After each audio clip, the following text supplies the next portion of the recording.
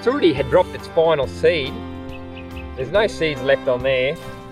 Look at that, that's pasture clippings.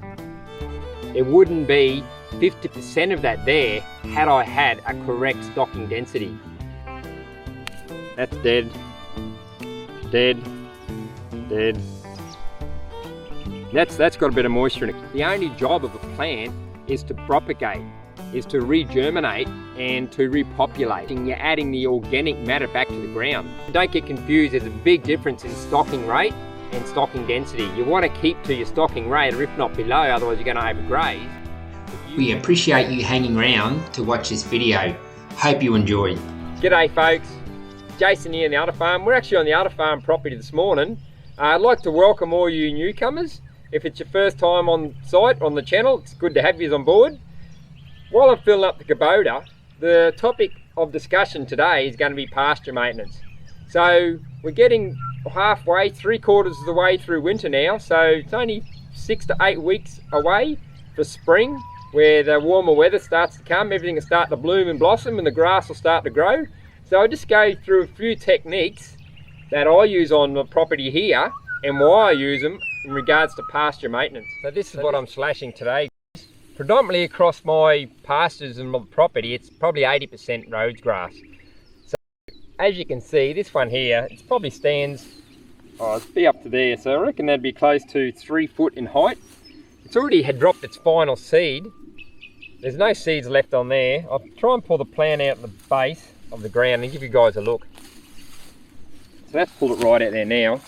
So that'd be easily 3 or 4 foot.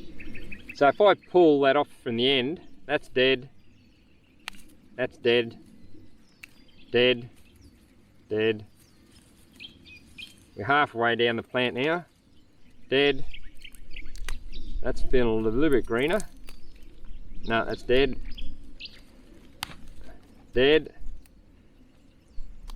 dead, and right there. That's got a bit of moisture in it, guys. So I'm left with a foot of grass with moisture.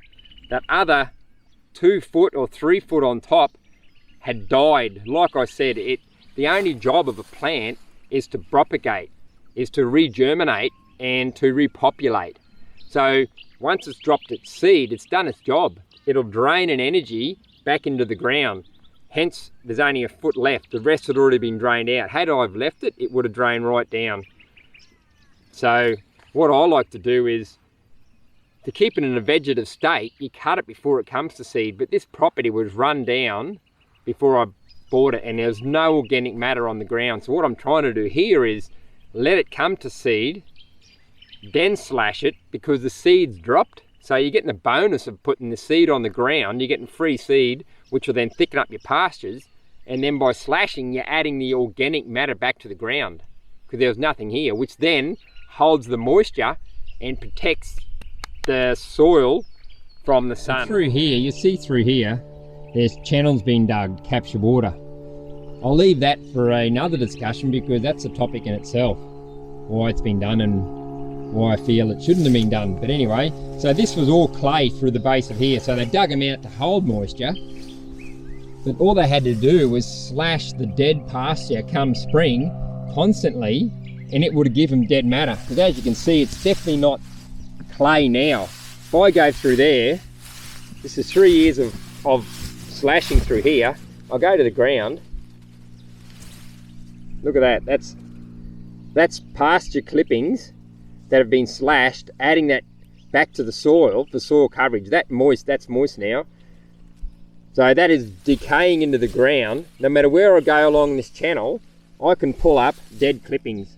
That's going to hold your moisture in the ground longer than if it hadn't been slashed and just left as, you know, dead grass, and then the green grass comes amongst it, and it's still going to be sparse, because when the sun comes out and you get the summer rains, you haven't got the organic matter or the litter bank there to hold the moisture.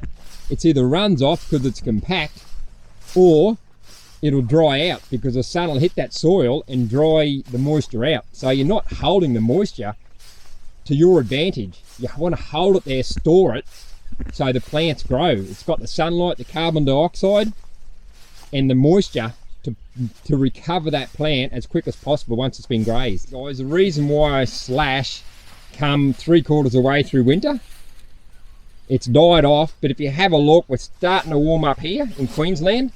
See that green growth starting to come through? There's green flushes already starting to come through. If you leave it too late, and say when spring started and the hotter weather's here, that's going to have already good growth on it, and you'll go to me cutting off good green grass and laying it on the ground. The idea is to get it before it gets too long, otherwise, you know, you're really burning money. If you're going to cut it off late and put it on the ground, you're wasting your money. The cows can be eating that. That'll save you buying hay. So I've left it so they can come through and nibble on it now, but it's at the point where it needs slashing now because, like I said, it's only 4 or 5 weeks away, and that sun, hot weather's going to be here, and this is just going to explode. And this is why I love the wood slash. I can't say enough good things about it. It doesn't leave it in a windrow, and as you can see, I've got loads of carbon adding back to the ground now by that dead road grass. Wherever I go, it's on the ground. It's evenly distributed across the entire surface rather than just one windrow, which is advantageous when you're trying to push it through and evenly distribute the carbon on the ground. So as you can see, there's quite a lot of grass there I've got to mow today. The reason why there's so much is because I haven't got the stocking density I require. There wouldn't be 50% of that there had I had a correct stocking density. Don't get confused, there's a big difference in stocking rate and stocking density. You want to keep to your stocking rate, or if not below, otherwise you're going to overgraze. But you can have a ultra high, a high, or even a medium rate stocking density. But I'll cover that in another video. I better head off and start slashing before Nick comes home, otherwise she's going to think I've been sitting around all day talking to you guys. Have a great morning, a terrific afternoon, and an awesome evening. Where you're watching this from, and we'll catch you later.